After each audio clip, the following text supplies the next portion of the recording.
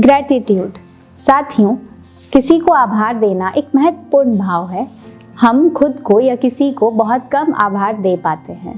Pennsylvania university के doctor Martin Seligman के द्वारा की गई रिसर्च से यह साबित होता है, किसी को आभार देना हमें पॉजिटिव भाव पैदा करता है और यह लंबे समय तक हमारे साथ रहता है। लेकिन अधिकतर हम आभार देते समय गलतियां करते हैं।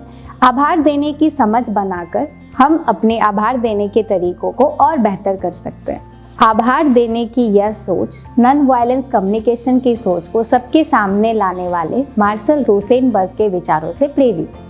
आइए एक रोल प्ले के माध्यम से आभार देने के सही तरीके पर हम अपनी समझ बनाते हैं। स्मृति दी, मैं आपको आभार देना चाहती हूँ। आप बहुत अच्छी हैं। आप मुझे आभार देना चाहती है रेशमा, पर आप जिस तरीके से आभार दे रहे हैं मैं इसे नहीं ले पाऊंगी। तो मुझे क्या करना होगा जिससे मैं अपना आभार आपको सही से दे पाऊँ?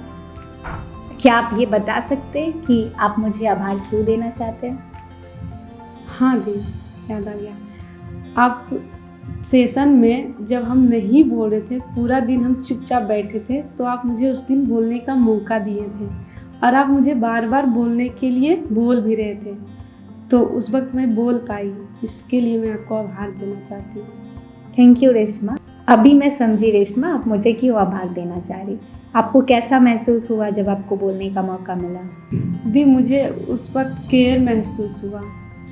ओके रेशमा, अभी मुझे समझ में आया आप मुझे आभार क्यों देना चाह रही हैं और आपको कैसा महसूस हुआ।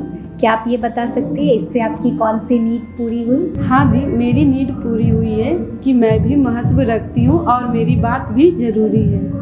रेशमा, अब वापस से आप ये 3 चीज़ों को जोड़ के बताना चाहेंगी कि आप मुझे क्यों आभार देना चाहती हैं, आपको कैसा महसूस हुआ और आपकी कौन सी नीड पूरी हुई? हाँ दी, मैं आपको आभार देना चाहती हूँ कि सेशन में मुझे बोलने का आप मौका दिए, उससे मुझे केयर महसूस हुआ और मेरी यह नीड पूरी हुई है कि मैं भी महत्व रखती हूँ और मेरी बात भी ज़रूरी है। Thank you Reshma. आभार देते समय हमें इन 3 मुख्य बातों का ध्यान देना चाहिए। पहला, आभार देते समय हम किन चीज़ के लिए आभार दे रहे हैं यह स्पष्ट हो। दूसरा, आभार देते समय हमें क्या महसूस हुआ उसे ज़रूर बताएं। तीसरा, हमारी कौन सी नीड पूरी हुई इसे भी सम्मिलित करें। रिफ्लेक्शन, आंख बंद करके उस इंसान के बारे में सोचें जिसे आप आभार देना चाहते हैं और उसे अपनी नोटबुक पर लिखें।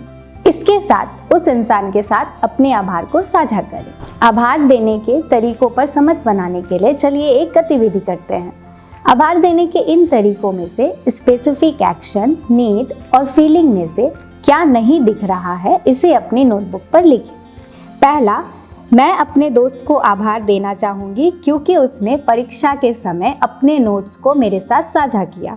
दूसरा, मैं अपनी माँ को आभार देना चाहूँगी क्योंकि उसके साथ मुझे बहुत अच्छा लगता है।